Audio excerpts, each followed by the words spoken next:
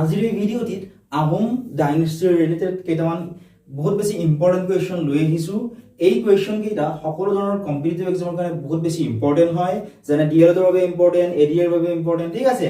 গতিকে ভিডিঅ'টো মনোযোগেৰে একেলগে চাই থাকিবা, আৰু যদিহে ভিডিঅ'টো চাই ভাল পোৱা ভিডিঅ'টো লাইক কৰি দিয়াৰ লগতে তোমাৰ বন্ধু বান্ধৱীসকলৰ লগতো শ্বেয়াৰ কৰি দিবা। ফাৰ্ষ্ট কুৱেশ্যনটি চোৱাচোন। কুৱেশ্যনটো আছিল যে কোনজন আহোম ৰজাৰ পৃষ্ঠপোষকতাত শ্ৰী সূৰ্য বিপ্ৰই ৰামায়ণৰ লংকাকাণ্ড অসমীয়া ভাষালৈ অনুবাদ কৰিছিলে? অপশ্যনবোৰ কি দিছিলে চোৱা। অপশ্যন এত আছিলে গৌৰীনাথ সিংহ, অপশ্যন নম্বৰ বি প্ৰমত্ত সিংহ, অপশ্যন নম্বৰ চিত দিছিলে কমলেশ্বৰ সিংহ, আৰু অপশ্যন নম্বৰ ডিত দিয়া আছিলে লক্ষ্মী সিংহ। আমাক কি সুধিছিলে? আমাক সুধিছিল যে কোনজন আহোম ৰজাৰ পৃষ্ঠপোষকতাত শ্ৰী সূৰ্যকান্ত বিপ্ৰই ৰামায়ণৰ লংকাকাণ্ড অনুবাদ কৰিছিলে। ঠিক আছে, ইয়াৰে কাৰেক্ট যিটো আনসাৰ সেয়া হ'ব অপশ্যন নম্বৰ চিট থকাটো। ঠিক আছে, তেওঁৰ পৃষ্ঠপোষকতাতে শ্ৰী সূৰ্যকান্ত বিপ্ৰই ৰামায়ণৰ লংকাকাণ্ড অনুবাদ কৰিছিলে।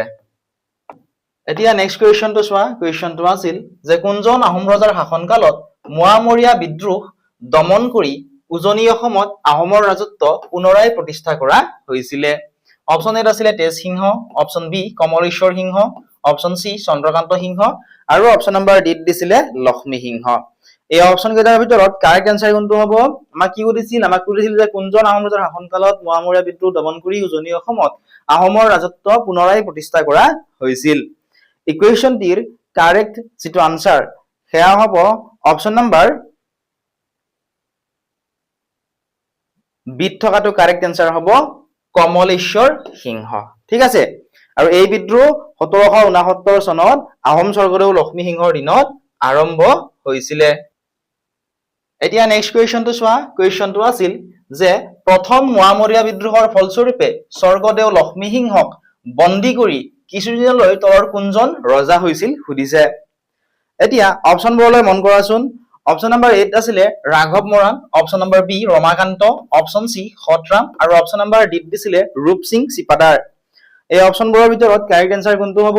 আমাক কি সুধিছিলে? আমাক সুধিছিল যে প্ৰথম মোৱামৰীয়া বিদ্ৰোহৰ ফলস্বৰূপে স্বৰ্গদেউ লক্ষ্মী সিংহক বন্দী কৰি তলৰ কোনজন কিছুদিনলৈ ৰজা হৈছিলে? ইকুৱেশ্যনটিৰ কাৰেক্ট যিটো আনসাৰ সেয়া হ'ব অপশ্যন নম্বৰ বিত থকাটো ৰমাকান্ত। ঠিক আছে, প্ৰথম মোৱামৰীয়া বিদ্ৰোহৰ যেতিয়া ফলস্বৰূপে স্বৰ্গদেউ লক্ষ্মী সিংহক কিছুদিনলৈ বন্দী কৰিছিল, আৰু বন্দী কৰি ৰমাকান্ত ৰজা হৈছিলে। এতিয়া নেক্সট কুৱেশ্যনটো চোৱা। কুৱেশ্যনটো আছিল চন্দ্ৰকান্ত সিংহৰ বাল্য বন্ধুজনৰ নাম কি আছিলে সুধিছে। চন্দ্ৰকান্ত সিংহৰ বাল্য বন্ধুজনৰ নাম কি? অপশ্যন চোৱা। অপশ্যন নম্বৰ এত আছিলে Sataram, option number B Ramakanta, option C Purnananda, আৰু অপশ্যন নম্বৰ ডিত দিছিলে ৰাঘৱ মৰাণ। এই অপশ্যনবোৰৰ ভিতৰত কাৰেক্ট আনসাৰ কোনটো হ'ব সুধিছে। চন্দ্ৰকান্ত সিংহৰ বাল্য বন্ধুজনৰ নাম কি আছিলে? ঠিক আছে, কাৰেক্ট আনসাৰ অপশ্যন নম্বৰ এত থকাটোৱে হ'ব সতৰাম আছিলে স্বৰ্গদেউ চন্দ্ৰকান্ত সিংহৰ অতি ঘনিষ্ঠ বাল্য বন্ধু। ঠিক আছে, আৰু চন্দ্ৰকান্ত সিংহ যেতিয়া সিংহাসনত বহিছিল, সিংহাসনত বহাৰ পিছত সতৰামক চাওদাং বৰুৱা পাতিছিল। ঠিক আছে, গতিকে অপশ্যন নম্বৰ এইটো হ'ব প্ৰশ্ন নম্বৰ 4 ৰ কাৰেক্ট আনসাৰ। নেক্সট কুৱেশ্যন চোৱা। এতিয়া কুৱেশ্যনটো আছিল যে মানৰ দ্বিতীয় আক্ৰমণ কেতিয়া সংঘটিত হৈছিল? মানৰ প্ৰথম আক্ৰমণ, দ্বিতীয় আক্ৰমণ, তৃতীয় আক্ৰমণৰ ৰিলেটেড কুৱেশ্যন প্ৰায় পৰীক্ষাত আহি থাকে, বহুত ইম্পৰ্টেণ্ট হয়, তোমালোকে মনত ৰাখিবা। অপশ্যন এত আছিলে 1818 চনত, option B 1819, option number C 1821, আৰু অপশ্যন নম্বৰ ডিত আছিলে 1820। আমাক সুধিছিল দ্বিতীয় আক্ৰমণ কেতিয়া হৈছিল? ঠিক আছে, প্ৰথম আক্ৰমণ, ঠিক আছে, মই 1 নম্বৰ দি দিছো। প্ৰথম আক্ৰমণ হৈছিল 1817 1817। দ্বিতীয় আক্ৰমণ কেতিয়া হৈছিল? দ্বিতীয় আক্ৰমণ হৈছিল 1819 1819, আৰু তৃতীয় আক্ৰমণ হৈছিলে 1821। আমাক কি সুধিছিল? আমাক সুধিছিল দ্বিতীয় আক্ৰমণ কেতিয়া হৈছিল। দ্বিতীয় আক্ৰমণ কেতিয়া হৈছিল? 1819 চনত। 1819 আছে অপশ্যন নম্বৰ বিত, গতিকে এই কুৱেশ্যনটিৰ অপশ্যন নম্বৰ বি হ'ব কাৰেক্ট আনসাৰ। এতিয়া নেক্সট কুৱেশ্যনটো চাবা। কুৱেশ্যনটো আছিল যে কোনজন আহোম ৰজাৰ দিনৰে পৰা অসমত কানি খেতিৰ প্ৰচলন হয়? আমাক কি সুধিছে? কোনজন আহোম ৰজাৰ দিনৰে পৰা অসমত কানি খেতিৰ প্ৰচলন হয় সুধিছে। অপশ্যন এত আছিলে লক্ষ্মী সিংহ, বি গৌৰীনাথ সিংহ, চি চন্দ্ৰকান্ত সিংহ, ডিত আছিলে কমলেশ্বৰ সিংহ। কোনটো অপশ্যন কাৰেক্ট হ'ব কোৱাচোন? আমাক কি সুধিছিল কোনজন আহোম ৰজাৰ দিনৰে পৰা অসমত কানি খেতিৰ প্ৰচলন হয় ইকুৱেশ্যনটিৰ কাৰেক্ট যেটো আনসাৰ সেয়া হ'ব অপচন নাম্বাৰ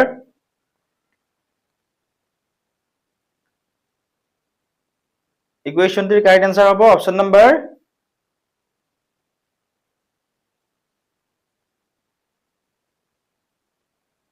বি ঠিক আছে বি কাৰেক্ট হ'ব গৌৰীনাথ সিংহ তেওঁৰ দিনৰে পৰা অসমত কানি খেতিৰ প্ৰচলন হৈছিলে এতিয়া নেক্সট কুৱেশ্যনটো চোৱা কুৱেশ্যনটো আছিল যে কেতিয়াৰ পৰা অসম ব্ৰিটিছৰ অধীনলৈ যায় অসমখন কেতিয়াৰ পৰা ব্ৰিটিছৰ অধীনলৈ যায় সুধিছে অপচন চোৱা এত আছিলে 1826 চনৰ 23 ফেব্ৰুৱাৰী অপচন নম্বৰ বি চোৱা অপচন নম্বৰ বি কি দিছিলে 1826 চনৰ 24 ফেব্ৰুৱাৰী অপচন সি দিছিলে 1826 চনৰ 26 ফেব্ৰুৱাৰী আৰু অপচন নম্বৰ ডি আছিলে 1826 চনৰ 25 ফেব্ৰুৱাৰী ইয়াৰ আনসাৰটো নিশ্চয় সকলোৱে জানাই হয়নে কেতিয়া অসম ব্ৰিটিছৰ অধীনলৈ যায় অসমখন ব্ৰিটিছৰ অধীনলৈ গৈছিলে 1826 চনৰ ফেব্ৰুৱাৰী মাহৰ 24 তাৰিখে ঠিক আছে যি ইয়াণ্ডাবু সন্ধি হৈছিল ইয়াণ্ডাবু সন্ধি কাৰ কাৰ মাজত স্বাক্ষৰিত হৈছিল ব্ৰিটিছ আৰু মান ৰজাৰ মাজত ইয়াণ্ডাবু সন্ধি স্বাক্ষৰিত হৈছিল আৰু এই ইয়াণ্ডাবু সন্ধিৰ ফলস্বৰূপে অসমখন ব্ৰিটিছৰ অধীনলৈ গৈছিল গতিকে option number B correct answer হ'ব আৰু পৰীক্ষাত এই চনটোৱে দিব পাৰে ঠিক আছে চনটো তাৰিখটো সুধিব পাৰে তাৰিখটো তোমালোকে মনত ৰাখিবা এতিয়া চাবা নেক্সট কুৱেশ্যনটো আছিল যে ঘনকান্ত সিংহ আৰু হেমকান্ত কোঁৱৰ কোনজন আহোম ৰজাৰ সন্তান আছিলে আমাক কি সুধিছে চোৱা আমাক সুধিছে যে ঘনকান্ত সিংহ আৰু হেমকান্ত কোঁৱৰ কোনজন আহোম ৰজাৰ সন্তান আছিল সুধিছে অপচনবোৰ চোৱাচোন অপচন নম্বৰ এ আছিলে চন্দ্ৰকান্ত সিংহ বি কমলেশ্বৰ সিংহ সি গৌৰীনাথ সিংহ আৰু অপচন নম্বৰ ডি দিয়া আছিলে লক্ষ্মী সিংহ কোনটো অপচন কাৰেক্ট হ'ব সুধিছে ঘনকান্ত সিংহ আৰু হেমকান্ত কোঁৱৰ কোনজন আহোম ৰজাৰ সন্তান আছিল ইকুৱেশ্যনটিৰ কাৰেক্ট যেটো আনসাৰ সেয়া হ'ব অপচন নম্বৰ 8 থকাটো চন্দ্ৰকান্ত সিংহ ঠিক আছে আৰু চন্দ্ৰকান্ত সিংহৰ ৰাজত্বকালতে অসমৰ মানৰ আক্ৰমণো হৈছিল ঠিক আছে আৰু ঘনকান্ত সিংহ আৰু হেমকান্ত কোঁৱৰ চন্দ্ৰকান্ত সিংহৰ যিজন আহোম ৰজা আছিল তেওঁৰ সন্তান আছিলে নেক্সট কুৱেশ্যনটো চাবা এতিয়া কোনজন আহোম ৰজাৰ দিনত ৰুদ্ৰসাগৰ পুখুৰী নিৰ্মাণ কৰা হয় সুধিছে কোনজন আহোম ৰজাৰ দিনত ৰুদ্ৰসাগৰ পুখুৰী নিৰ্মাণ কৰা হয় অপচনবোৰ চোৱা অপচন নম্বৰ 8 কি দিছিলে লক্ষ্মী সিংহ দিছে চোৱা অপচন নম্বৰ বি কমলেশ্বৰ সিংহ অপচন নম্বৰ সি গৌৰীনাথ সিংহ আৰু অপচন নম্বৰ ডি দিয়া আছিলে চন্দ্ৰকান্ত সিংহ কোনটো অপচন কাৰেক্ট হ'ব সুধিছে কোনজন আহোম ৰজাৰ দিনত ৰুদ্ৰসাগৰ পুখুৰী নিৰ্মাণ কৰা হয় বহুত বেছি ইম্পৰ্টেন্ট কুৱেশ্যন হয় এইটো ইকুৱেশ্যনটিৰ কাৰেক্ট যেটো আনসাৰ সেয়া হ'ব অপচন নম্বৰ 8 থকাটো লক্ষ্মী সিংহৰ দিনতে ৰুদ্ৰসাগৰ পুখুৰী নিৰ্মাণ কৰা হৈছিল ঠিক আছে তেওঁ নিজৰ পিতৃ স্বৰ্গদেউ ৰুদ্ৰসিংহৰ স্মৃতি ৰক্ষাৰ্থে 1700 ঠিক আছে মনত ৰাখিবা চনটো 1773 অৰ্থাৎ 1773 চনত এই পুখুৰীটো খন্দাইছিল আৰু এই পুখুৰীটোৰ পাৰতে বিখ্যাত ৰুদ্ৰেশ্বৰ শিৱদৌল অৱস্থিত এতিয়া চাবা তোমালোকে নেক্সট কুৱেশ্যনটো আছিল যে কোনজন আহোম ৰজা বৰ কম বয়সৰ হোৱাৰ বাবে শাসনকালৰ ঘূৰি পথা প্ৰকৃততে মন্ত্ৰী প্ৰধান পূৰ্ণানন্দ বৰগোহাঁইয়েহে ধৰিছিলে সুধিছে অপচন বিলাক চোৱাচোন অপচন নম্বৰ 8 আছিলে চন্দ্ৰকান্ত সিংহ অপচন নম্বৰ বি দিছিলে ৰুদ্ৰ সিংহ অপচন নম্বৰ সি দিছিলে কমলেশ্বৰ সিংহ আৰু অপচন নম্বৰ ডি দিছিলে লক্ষ্মী সিংহ আমাক কি সুধিছিল প্ৰশ্নটো চোৱা প্ৰশ্নত সুধিছিল যে কোনজন আহোম ৰজাৰ বয়স কম হোৱাৰ কাৰণে তেওঁ নামধেয় ৰজা আছিল ঠিক আছে প্ৰকৃত যি শাসন কাৰ্যৰ ঘূৰি পথা অৰ্থাৎ প্ৰকৃত শাসন কাৰ্য কোনে চলাইছিল মন্ত্ৰী প্ৰধান পূৰ্ণ বৰগোহাঁইয়ে ধৰিছিলে গতিকে কোনটো অপচন কাৰেক্ট হ'ব আমাক সুধিছে অপচন সমূহৰ ভিতৰত ইম্পৰ্টেন্ট কুৱেশ্যন হয় এইটো এই কুৱেশ্যনটো বিভিন্ন ধৰণে পৰীক্ষাত আহে ঠিক আছে এইটো মনত ৰাখিবা এই কুৱেশ্যনটিৰ কাৰেক্ট আনসাৰ হ'ব কমলেশ্বৰ সিংহ ঠিক আছে কমলেশ্বৰ সিংহ শিশু অৱস্থাত থকাৰ কাৰণে তেওঁক ৰজা পাতিছিল যদিও শাসন কাৰ্যৰ ঘূৰি পথা প্ৰকৃততে মন্ত্ৰী প্ৰধান পূৰ্ণানন্দ বৰগোহাঁইয়েহে ধৰিছিলে নেক্সট কুৱেশ্যনটো চোৱা এইটো ইম্পৰ্টেন্ট কুৱেশ্যন হয় এইটো তোমালোকে নোট কৰি ল'বা এইটো ইম্পৰ্টেন্ট মুণ্ডুং চুংখাম মানে কি হয় সুধিছে মুণ্ডুং চুংখাম মানে কি এইটো প্ৰিভিয়াছ ইয়াৰ পেপাৰতো আহিছিল অপচন চোৱা এত আছিলে সোণৰ বাগিচাৰে ভৰা দেশ অপচন বি পাটকাইৰ দেশ অপচন সি অপচনবোৰ এটাও নহয় আৰু অপচন নম্বৰ ডি আছিলে পৰ্বতত জিলিকা দেশ আমাক কি সুধিছিল মুণ্ডুং চুংখাম মানে কি হয় যদি জানা কমেন্ট কৰাচোন কি হ'ব ইয়াৰ কাৰেক্ট আনসাৰ মুণ্ডুং চুংখাম মানে কি হয় এই কুৱেশ্যনটো বহুত বেছি ইম্পৰ্টেন্ট হয় এই কুৱেশ্যনটিৰ কাৰেক্ট যেটো আনসাৰ সেয়া হ'ব অপচন নম্বৰ 8 থকাটো মুণ্ডুং চুংখাম মানে হৈছে সোণৰ বাগিচাৰে ভৰা দেশ। এতিয়া চাবা নেক্সট কুৱেশ্যনটো আছিল মোৱামৰীয়া বিদ্ৰোহ কোনজন আহোম ৰজাৰ শাসনকালত আৰম্ভ হৈছিল। ইম্পৰ্টেন্ট কুৱেশ্যন হয়। কি সুধিছে আমাক মোৱামৰীয়া বিদ্ৰোহ কোনজন আহোম ৰজাৰ শাসনকালত আৰম্ভ হৈছিল সুধিছে। অপচনবোৰ চোৱাচোন। অপচন নম্বৰ 8 আছিলে কমলেশ্বৰ সিংহ, বি গৌৰীনাথ সিংহ, চি চন্দ্ৰকান্ত সিংহ, ডি আছিলে লক্ষ্মী সিংহ।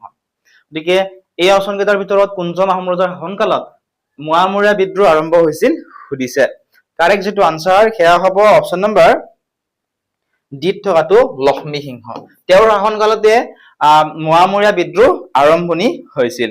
চিনটো মনত ৰাখিবা, চনটো হৈছে 1769 1769 চনত। ঠিক আছে, মোৱামৰীয়া বিদ্ৰোহ আৰম্ভণি হৈছিল। আৰু তেতিয়া কাৰ শাসনকাল চলি আছিল? স্বৰ্গদেউ লক্ষ্মী সিংহৰ শাসনকাল চলি আছিল। নেক্সট কুৱেশ্যন চাবা, শিৱসাগৰৰ ফাকুৱা দল কোনে নিৰ্মাণ কৰিছিল সুধিছে।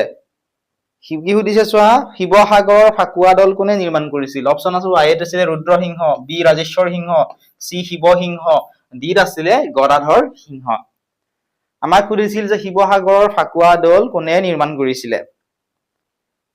যদি জানা আনসাৰটো কমেন্ট সেকশনত জনোৱাচোন। এই কুৱেশ্যনটিৰ কাৰেক্ট যিটো আনসাৰ সেয়া হ'ব, আমাক যিহেতু চোৱা ফাকুৱা দলৰ কথা সুধিছে হয়নে, শিৱসাগৰৰ ফাকুৱা দলৰ কথা কৈছে। গতিকে কুৱেশ্যনটিৰ কাৰেক্ট আনসাৰটি হ'ব অপচন নম্বৰ 8 থকাটো ৰুদ্ৰসিংহই নিৰ্মাণ কৰাইছিলে। নেক্সট কুৱেশ্যনটো চাবা, 1794 খ্ৰীষ্টাব্দত আহোমৰ ৰাজধানী ৰংপুৰৰ পৰা কোন ঠাইলৈ স্থানান্তৰ কৰা হৈছিল? কি সুধিছে চোৱা, 1794 খ্ৰীষ্টাব্দত আহোমৰ ৰাজধানী ৰংপুৰৰ পৰা কোন ঠাইলৈ স্থানান্তৰিত কৰা হৈছিল সুধিছে। অপচনবোৰ মন কৰা। অপচন এ আছিলে Gargaon, B Jorhat, C Rangpur, D আছিলে চৰাইদেউ। কোনটো অপচন কাৰেক্ট হ'ব সুধিছে। 1794 খ্ৰীষ্টাব্দত আহোমৰ ৰাজধানী ৰংপুৰৰ পৰা কোন ঠাইলৈ স্থানান্তৰ কৰা হৈছিল। ইম্পৰ্টেন্ট কুৱেশ্যন হয় এইটো, প্ৰায় পৰীক্ষাত এই কুৱেশ্যনটো আহি থাকে। যদিহে জানা আমাক কমেন্ট সেকশনত জনাবাচোন। কাৰেক্ট যিটো আনসাৰ সেয়া হ'ব অপচন নম্বৰ বিত থকাটো যোৰহাট। ঠিক আছে, আহোম স্বৰ্গদেউ গৌৰীনাথ সিংহৰ দিনত 1794 চনত আহোমৰ ৰাজধানী শিৱসাগৰৰ ৰংপুৰৰ পৰা যোৰহাটলৈ স্থানান্তৰ কৰা হৈছিলে। আৰু এয়াই আছিল, এই যোৰহাটেই আছিল আহোম সাম্ৰাজ্যৰ শেষৰখন ৰাজধানী। কুৱেশ্যনটো আছিল তলৰ কোনজন আহোম ৰজা দুবাৰকৈ ৰজা হৈছিল সুধিছে। তলৰ কোনজন আহোম ৰজা দুবাৰকৈ ৰজা হৈছিলে? অপচন চোৱা। অপচন নম্বৰ 8 আছিলে চন্দ্ৰকান্ত সিংহ, অপচন নম্বৰ বিত আছিলে লক্ষ্মী সিংহ, চি গৌৰীনাথ সিংহ, আৰু অপচন নম্বৰ ডিত দিছিলে কমলেশ্বৰ সিংহ। আমাক সুধিছে প্ৰশ্নটোত যে তলৰ কোনজন আহোম ৰজা দুবাৰকৈ ৰজা হৈছিল। দুবাৰকৈ ৰজা হৈছিলে, অপচনবোৰৰ ভিতৰত কাৰেক্ট এনসাৰটো হ'ব অপচন নম্বৰ 8 থকাটো চন্দ্ৰকান্ত সিংহ। তেওঁ দুবাৰকৈ ৰজা হৈছিলে। ঠিক আছে, এনেকুৱা ধৰণৰ কুৱেশ্যনবোৰে কম্পিটিটিভ এক্সামসমূহত আহি থাকে। গতিকে এই কুৱেশ্যন কেইটা তোমালোকৰ বাবে বহুত বেছি ইম্পৰ্টেন্ট হয়। ঠিক আছে, তেওঁ প্ৰথমবাৰ হৈছিলে 1811 পৰা 1818 চনলৈ, দ্বিতীয়বাৰ হৈছিলে 1819 পৰা 1821 চনলৈ। নেক্সট কুৱেশ্যনটো চাবা, কোনজন আহোম ৰজাৰ শাসনকালত কামৰূপৰ দণ্ডুৱাদ্ৰোহ দমন কৰা হয়? কোনজন আহোম ৰজাৰ শাসনকালত কামৰূপৰ দণ্ডুৱাদ্ৰোহ দমন কৰা হৈছিল সুধিছে। অপচন বিলাক চোৱাচোন। অপচন নম্বৰ 8 আছিলে কমলেশ্বৰ সিংহ, বি লক্ষ্মী সিংহ, চি চন্দ্ৰকান্ত সিংহ, আৰু অপচন নম্বৰ ডি দিছিলে গদাধৰ সিংহ। এই অপচন বিলাকৰ ভিতৰত কোনটো অপচন কাৰেক্ট হ'ব তোমালোকক মই কৈ নিদিওঁ, তোমালোকে আমাক কমেন্ট সেকশনত জনাবা। লগতে ইয়াৰ সম্পূৰ্ণ ভিডিঅ'টো পিডিএফৰ সৈতে আমাৰ এপত পাবা। যদিহে এপটো ডাউনলোড কৰা নাই, এতিয়া ডেছক্ৰিপশ্যনত দিয়া লিংকত ক্লিক কৰা আৰু আমাৰ এপটো ডাউনলোড কৰি লোৱা।